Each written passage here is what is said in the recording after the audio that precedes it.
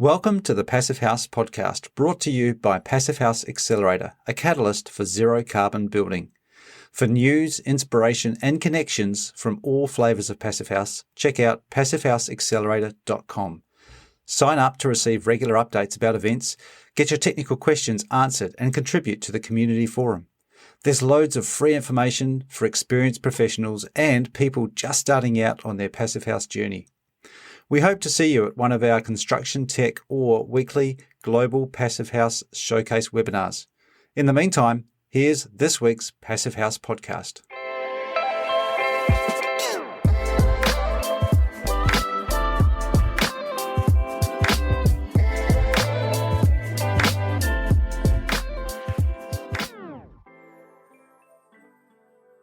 Welcome back to another regular episode of the Passive House podcast. It's great to be back again, and it's great to have two awesome guests back with us, two regular guests.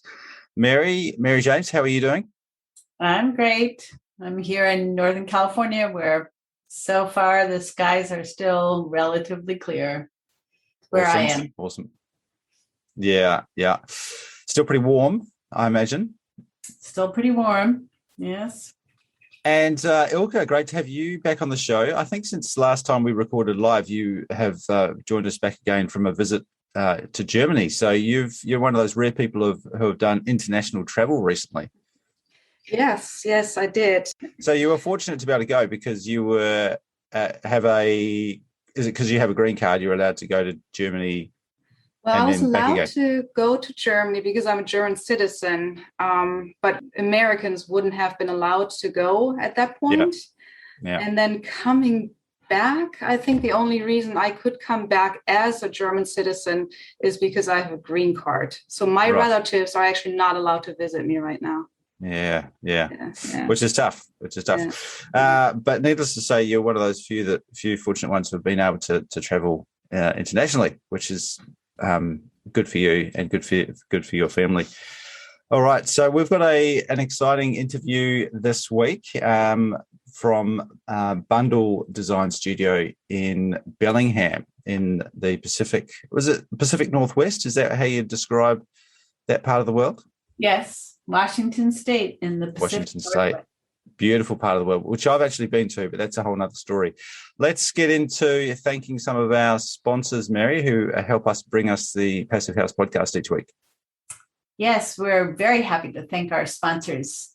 Our founding sponsors are 475 High Performance Building Supply, Baxt Ingui Architects, Glavel Foam Glass Gravel, Minutair All-in-One HVAC, Mitsubishi Electric Heating and Air Conditioning, Partel, RDH Building Science, Rockwool, Stowe, Zola Windows and Doors. Our champion sponsor is SIGA, and our stakeholder partner is NYSERDA. Awesome. Thank you very much. Thank you to all those great sponsors and to you, our wonderful audience, for listening in and making this show worthwhile and possible. Now, tell me, where did you come across Mackenzie Stickney? Well, I heard about Bundle Design Studio because FIAS recently certified their small mobile office. And when I was digging a little deeper into what they do, I found Mackenzie Stickney, who works there as a project manager. And it was a great interview with her. It was fantastic. So there are some pictures of their three desk plus bathroom plus boardroom office on wheels, and when I was listening to this interview, I thought that it's a tiny practice doing big things, because it is quite a tiny practice, literally, but they are doing some very impressive things in their part of the world. So should we jump into it?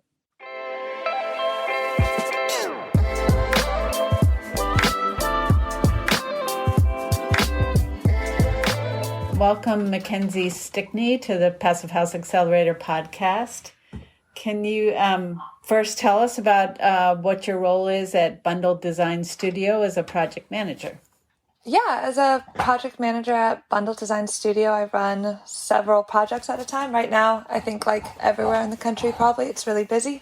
So I have quite a few projects, and we just take it from initial client introductions and meetings all the way through construction administration. And how long have you been working there? I've been working there a year, since last week or 2 weeks ago. Great, congratulations. Thank you. Can you tell us a little bit more about Bundle and why you chose to work there? Yeah, so Bundle Design Studio is located in Bellingham, Washington. It's just a smaller town pretty close to the Canadian border. It's a great firm. There's just 3 of us here. There's another project manager, and then Zach Jorgensen, and then the owner of the firm, Dan Welch. So it's just the 3 of us here. We all kind of play the role as project manager. I wanted to work at Bundle Design because of the focus on sustainability, and almost in every area that I think that you can run a business, and the intentionality behind it. So what that looks like is we work in a passive house certified tiny trailer where we can do community outreach. We also live really close to the trailer, so our commute footprint's really low. Our retirement and 401k is through a sustainably minded investment firm. So even our money on the back end is managed sustainably. And just the culture of the firm in general is incredibly sustainably minded. So we all bike to client meetings, rain or shine, to site visits as much as we can, or we all carpool to go places. And I feel like we're really kind of pushing the building industry in Whatcom County to be more, to do sustainable details, passive house preferred details. And just switching over to electrical, we're able to get involved in the local politics of the area and try to push out gas and get an electric. So I feel like it's all three legs of the sustainable stool. We really are focused and kind of walk the talk about sustainability here. What kind of projects do you do? So in Bellingham, there's not a lot of open, it's kind of in this place where there's not a lot of open land. The land's kind of spoken for. It has developments on it, but the zoning hasn't quite caught up to bump up density. So a lot of our projects are single family remodels of houses, bungalows, like Sears catalog houses that we're trying to really renovate into the next sustainable step. Or we do have some new out of the ground projects. Those happen to be right now on San Juan Island or Whidbey, things like that, or in the Chuckanets, a little outside of the Bellingham city limits. And then we do a lot of, just interior renovations as well, and a little bit of tenant improvements. And you're a FIAS consultant, correct? I am, yeah. I'm waiting to hear back officially, but I passed maybe a month and a half ago, 2 months ago. And I'm sure with COVID and everything else, they might be a little bit behind notifying me. But yeah, I just got my certification. So, well, congratulations. And what got you interested in pursuing that? I was aware of Passive House Institute, so not the U.S. chapter, through some friends who work in Europe, and just having it be an international certification. But it was something that in my research made sense about it being a geographical, climate-based, performance-based certification. So I think through different friends and just colleagues, getting the geographical, location-based passive house certification was kind of important in the community, and something that my boss here, Dan, has, and my colleagues have as well. So do you work on a lot of passive houses within your renovation projects? Yeah, we do. I would say here, every detail or everything that we specify outright is on the passive house way of thinking and passive house details.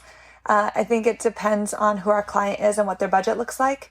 If they're able to afford the actual certification, the amount, because it does cost them on their end. But we kind of set up each project where at any point, if they decide to go down that route, it could be adding something, like an extra inch of insulation on the exterior, and then just going through that WILFI process and documentation process on our end. So not every project actually walks away with a plaque, but our details and the things that we're building and specifying are, I'd say, under that passive house umbrella. Are most of your clients already educated about passive house, and do they come with you specifically with the wish to follow that certification, or do you educate them? It kind of goes both. We get a good mix of clients. I'd say in Whatcom County, one of the reasons I really wanted to move here is because I really saw the county and the politics of the area and the population be really interested in being sustainable and conscious about the way that they're building things. And so a lot of our clients do have really good information. Like we have a client right now who's building something on San Juan, and he's bringing, he's an advocate for a slabless slab foundation, which is pretty cool to be able to remove concrete out of any project. So something we're really excited about.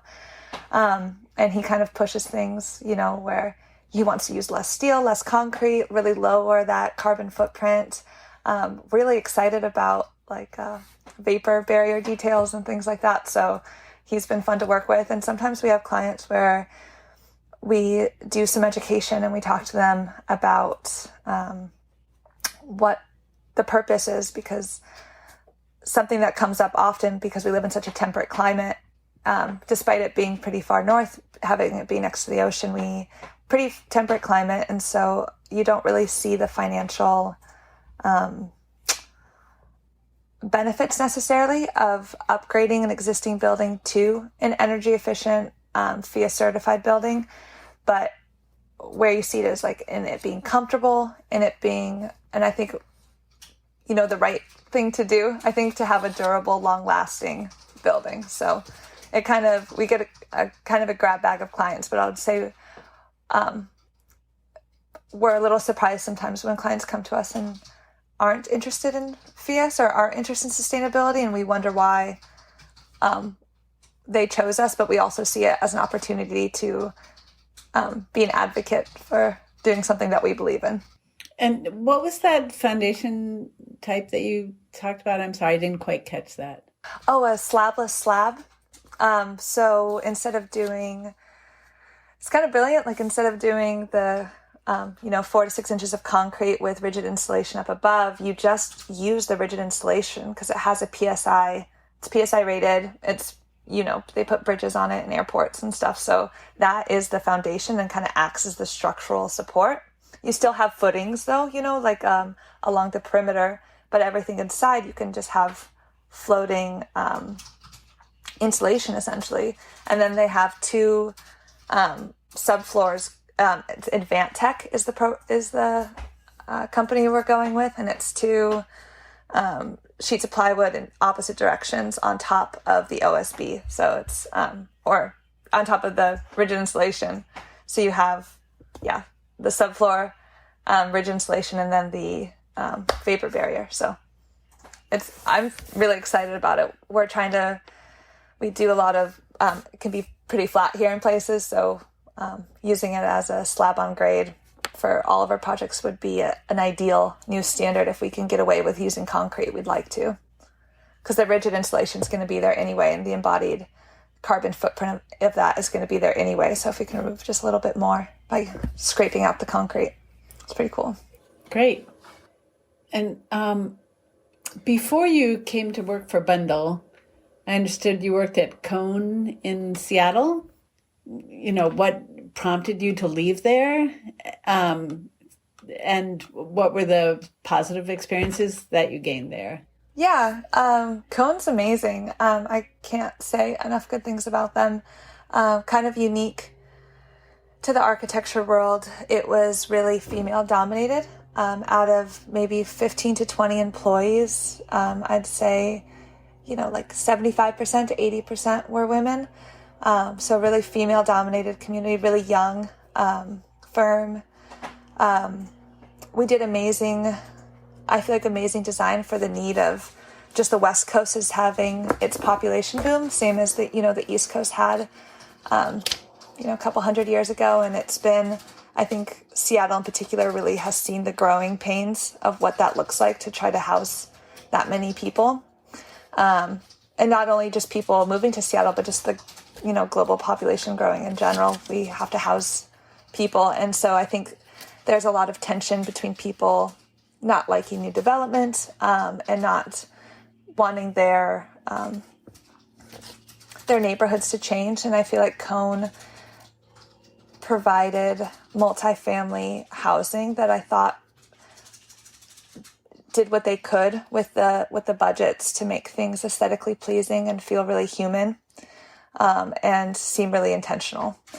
And yeah, so Cone was a great experience, and I loved working for them. But I feel like I wanted to focus mostly on sustainable architecture and design as much as possible, which moved me up to bundle design in Bellingham. And I also am a huge fan of Bellingham as a town. I really like to mountain bike ride and woodwork and trail run, and Bellingham can offer me all of those things. So.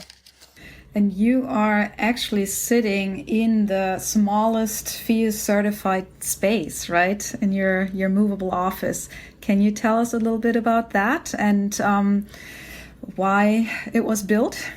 Yeah. I'm sitting in it right now. It's really comfortable in here right now. The lighting's really nice. No artificial lighting on right now. The trailer was actually built before I started, maybe 6 months to a year before I started at Bundle, by a couple of my colleagues who still work at Bundle. But it kind of started with Dan, the owner of Bundle Design. Everyone would work out of his home. And if you haven't looked it up yet, it's worth a Google. He did some pretty groundbreaking things, having it be totally off the grid. He was allowed a composting toilet. He's getting solar to power his home, and he even gives it back to the city. He isn't tied into the city water. It's all on his house. So they were working out of that building, which is, they were shooting for Living Building Challenge and didn't quite make it, but it's Passive House certified. So the company was working out of there, and we wanted to have something mobile for our office. So, because so much of our work here is about community outreach, something that I'm really excited about working for Bundle is how much community outreach we do. So, the building kind of started where they just needed a place to work outside of the office. He has a family of 3 children and a wife, and getting out of the house, I think, made a lot of sense.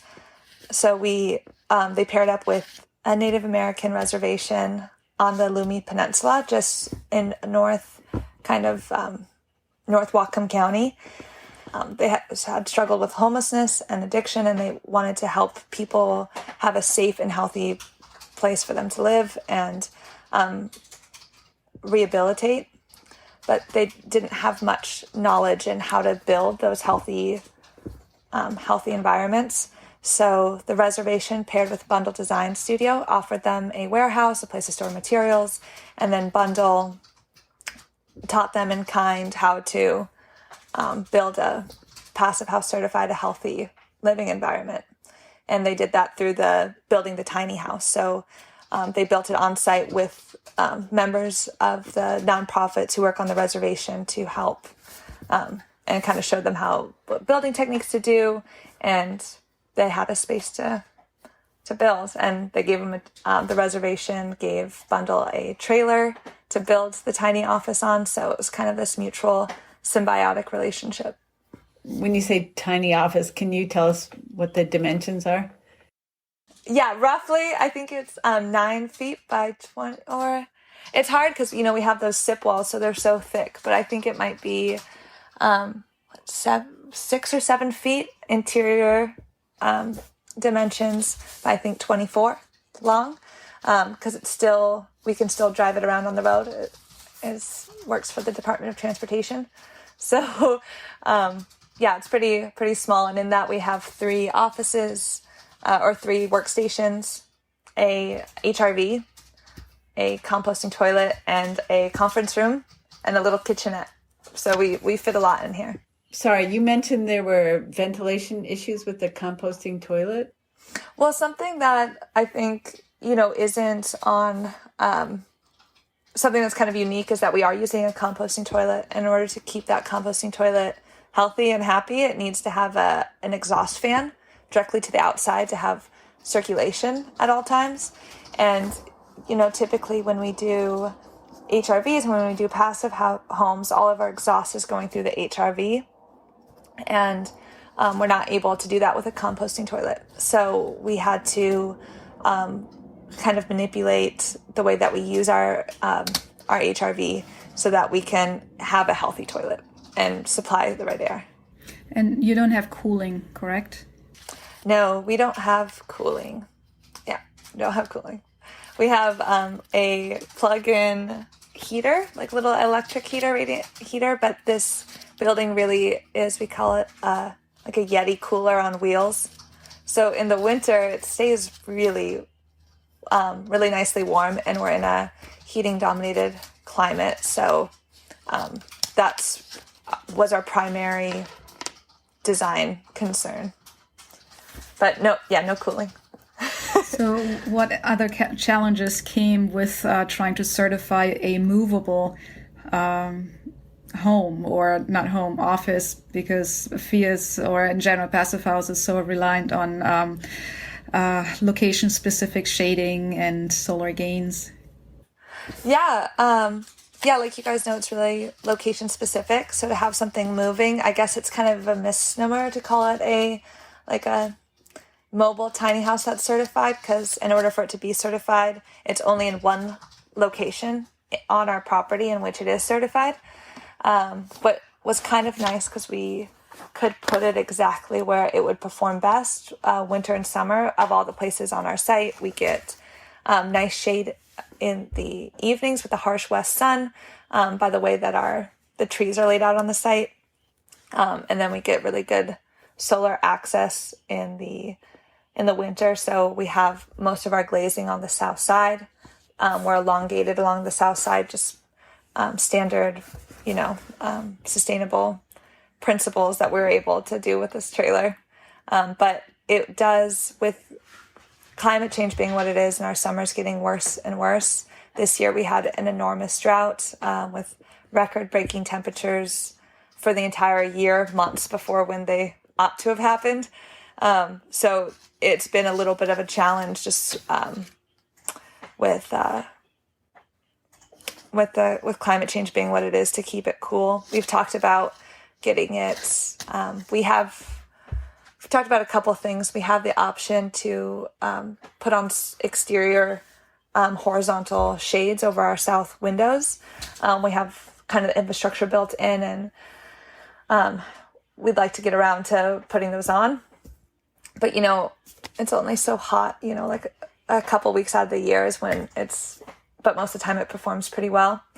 And then another option would be to, the idea of maybe getting it certified in different locations in the summer versus the winter, because we do have kind of the luxury that it's on wheels. We can drag it over to the shade in the summer and pull it back out into the sun in the winter. But I think we'd have to have some really good conversations and really prove performance with FIAS before we would do something like that. But that's actually a really interesting concept, right?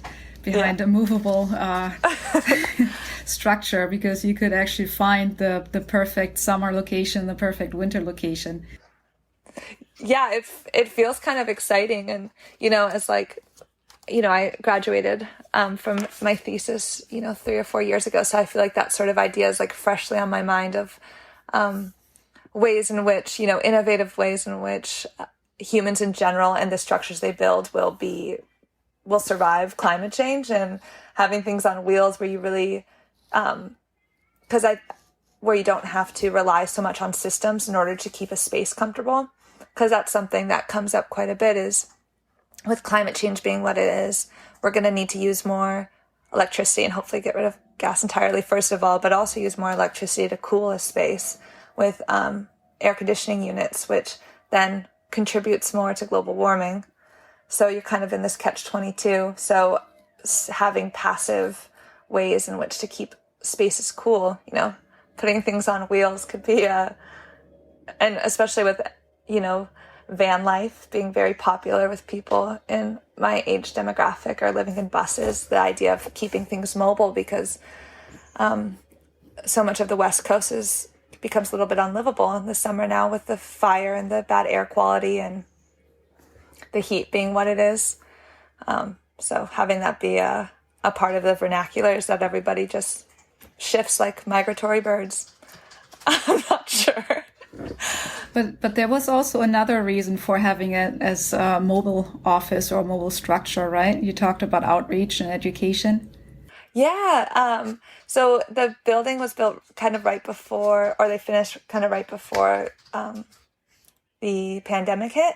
But the idea with this is that we are really involved in the community. And so it'd be our aim is, maybe when things open up a little bit, is to drag the trailer down to the farmers markets or down to the community so we can have community outreach. And so when clients come over or we show people in the community, we can say, oh, this is Cascadia windows. This is a tilt-turn European style window that seals really well.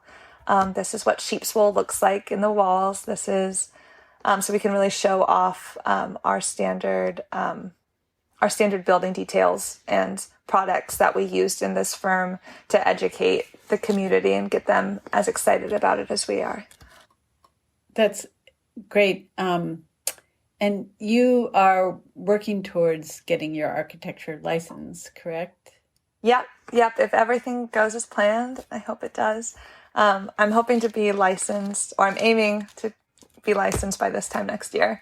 I'm going to try to take all my tests this year and see how much of a dent I can make. So big goals, but we'll see where I land this time next year.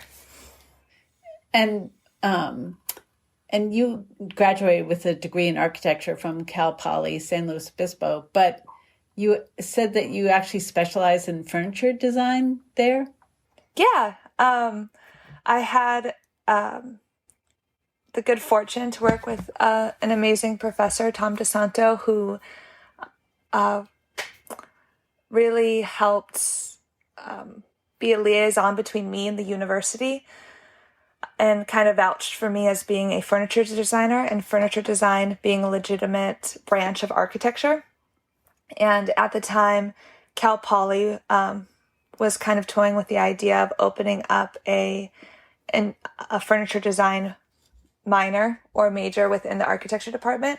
And so Tom helped me navigate kind of being the guinea pig for furniture design as a major. So I was able to, a lot of my thesis had furniture involved. I was able to work for a furniture designer in my fourth year when my peers were going abroad. I was able to stay and work as a woodworking apprentice and furniture designer. So yeah, I feel very fortunate to do that. And so what was it that got you interested in being a woodworking apprentice? And are you able to still use your skills that you learned there today? Yeah, so I think for me, something that I really love about woodworking and architecture in general is you're able to sort of, create a state of mind or an ideal of what it is to participate in the world through design. And I think with furniture design and woodworking, it's something really at a tangible scale that's very functional, that helps kind of frame the way that you participate in the world and the fabric of your environment. And so, woodworking to me has always been this really hands-on approach to architecture, when a lot of times architecture happens on paper and it happens, someone else builds it and you put the ideas forth and it's someone else's hands that put it together. And so I got into woodworking just from having the need to sort of use my hands and get away from the computer and get away from drawing and just build something.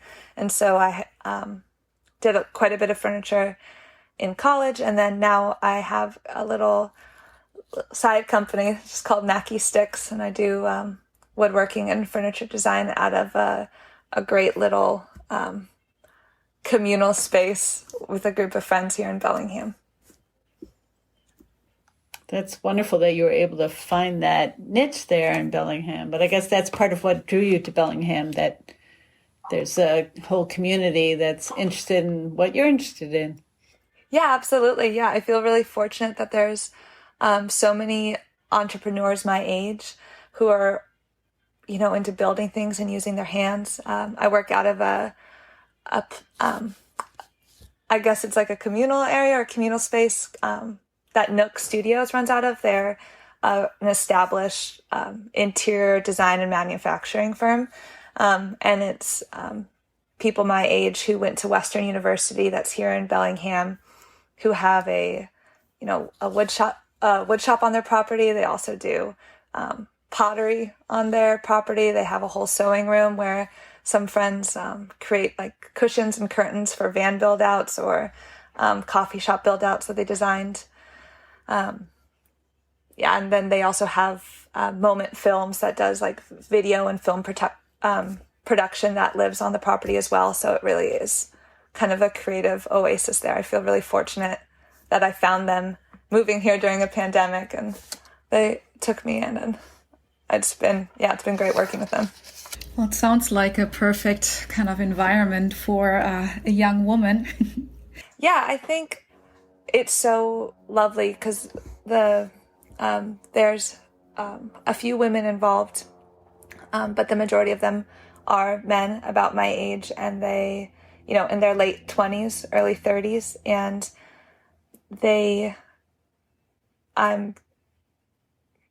it's weird to have to say this, but I'm surprised and grateful that they don't treat me any different, because that's something that doesn't typically happen, especially as a woman in architecture or in woodworking. It's kind of this constant idea that I have to, make people feel comfortable so that they trust me and that I'm taken with credibility in the fields. But at Nook, they know that I do architecture on this, like, as my main job. And so when I advise them on architectural things, they trust my opinion, which sounds like a crazy thing to be grateful for, to be surprised by. But, generally it is unusual that happens. They trust my opinion.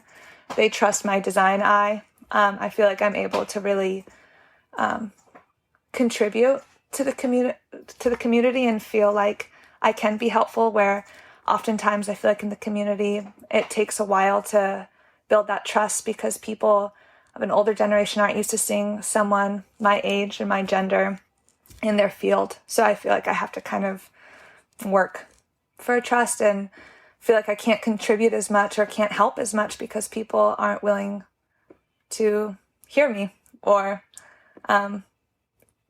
respect my expertise. And it's not, I think with the people my age, they are nothing but advocates for me in that. And,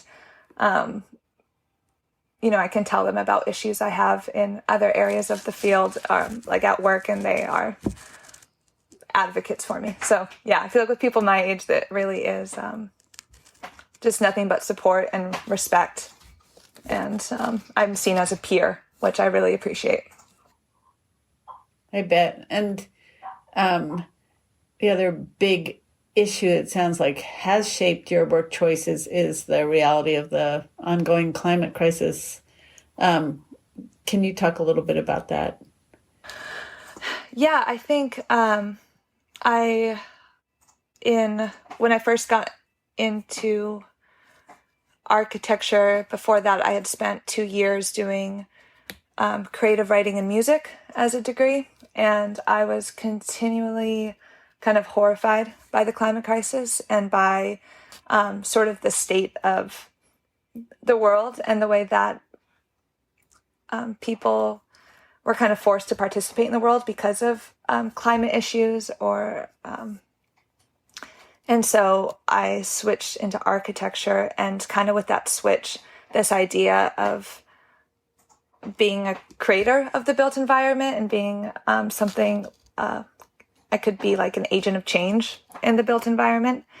And so I worked for the United States Green Building Council as like planning events and doing website design. And I had this amazing professor, Stacy White, who kind of indoctrines me, and without having a better term for that, about the importance of sustainability. And so I was able to really quickly integrate that into my career choice, into my profession. And while I was simultaneously, focusing on, biking everywhere I can, having the lowest carbon footprint as possible in the way that in the things that I consume, both like food and products, transportation, my job, just trying to address that issue on all fronts as much as I can, and just to see how much I could make an impact. And I think, like everybody, there's, I make trespasses on that carbon footprint. I drink plenty of coffee, which I know doesn't have the lowest carbon footprint, but I really am working on that pretty actively, I think. Yeah, it really sounds like it's great that you're addressing all facets of the issue in your work and life choices. And I salute you for doing that, because goodness knows we need more people like you on this planet if we're going to have a livable planet. So thank you. Do you feel that's kind of a common thing in your generation or people in your age, that there is this understanding of urgency and the willingness to do something about it, or being active? Yeah, I'd say absolutely. I think, I've traveled around quite a bit, and I think we know that different geographical regions and areas have different prominent cultural choices on how they want to live and what they think is urgent and what they think isn't urgent. And I think here in Bellingham, the urgency for climate change is very real. I think we see that in these, in this huge drought and the heat. It's something really obvious. I think I see that on the West Coast, in the summers in early college and high school. Summers were for backpacking and for getting out of the house. And now all plans are kind of plan Bs or Cs or Ds, because you can't go outside. It's orange. The air quality is horrible. The places that you used to go and spend time outdoors are burned. They're not there anymore. Places that, like I used to spend a lot of time when I went to school in Chico, in a little town called Paradise. It's just not there anymore. It's burnt. It just doesn't exist. And so I think there's so many people my age who they remember what it was like, or when it, still bad, less than some people, like I think, people of a different generation, but there was a time where we were able to do things and to experience the outside world in a different way. And now we have to really plan around climate change and around the difference and around the uncomfortableness of it. So I think it does become urgent, because it also affects, I think, our financial stability as a generation. People, can't feel uncomfortable buying houses next to the ocean or in burn fields, like out in the hills of California or Washington. It's just not a smart place to buy land or to put your roots down. So I feel like people really are feeling that. Is that so dark? Is that such a sad thing to say? You're making us cry. It really is kind of But, I think there's some optimism there, because I don't know, you think about that. Something that I always go back to, or I think about, is after World War II, people having a lot of anxiety about how to feed population because the nitrogen was being depleted from the soil. And we're like, oh, we have this huge population boom. There's no way that we could produce enough crops for this amount of people. And people were really anticipating mass starvation, mass lack of food, mass human death. And then they figured out a way to put nitrogen back in the soil, and things really went the opposite way. And then we were able to grow our population. Now we have to pay the consequences for that. So I guess there's a consequence for everything. But I think it is encouraging too, that there really is innovation from the urgency. I wish it didn't take the urgency to get it there, but I guess that's the way it goes. Yeah. Well, anyway, thanks so much for your time. I really appreciate it. And yeah, we're depending on your generation to harness those innovations. Yeah. And speaking about it, and educating people, and making your voices heard. So thank you for talking to us and giving us a glimpse into your kind of life and its perspective and outlook. Yeah, thanks for reaching out to me. This has been really great. I appreciate it.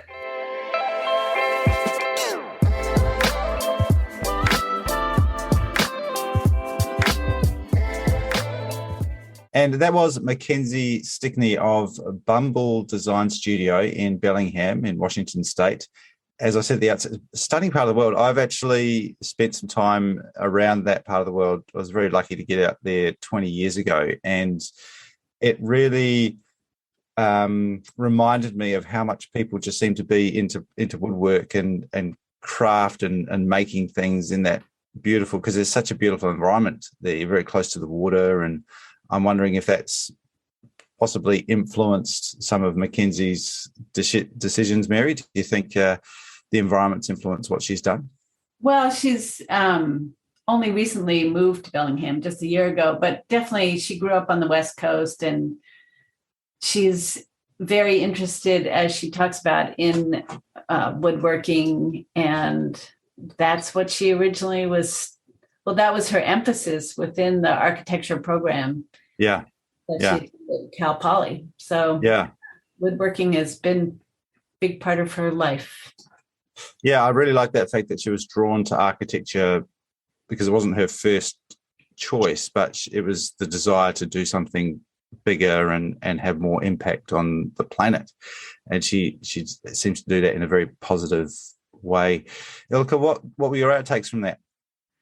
Well, for me, it was just really amazing to just talk to a woman that age, that generation, mainly, because you could really tell how she, knows and feels that urgency that we have to do something about climate change, and that she is at that age where she is actually doing something. Like, she made a conscious decision to go into that field and, practice architecture in this way, but also live the way she does, right? She lives in a tiny house.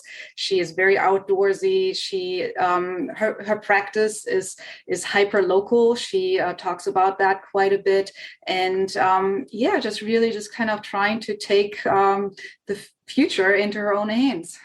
Yeah, I really like that idea of walking the talk. Yeah. To the extent of even having the challenges of a compost toilet with its own air supply and extract in a passive house envelope.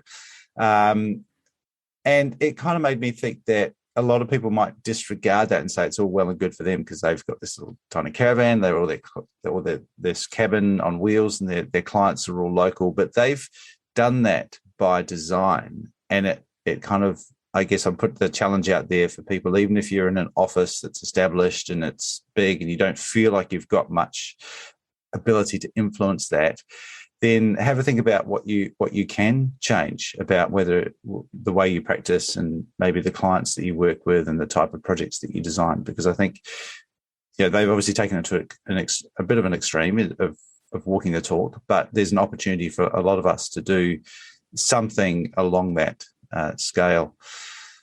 A lot of things that seem extreme or that are extreme at one point, 5-10 years down the line, are no longer extreme.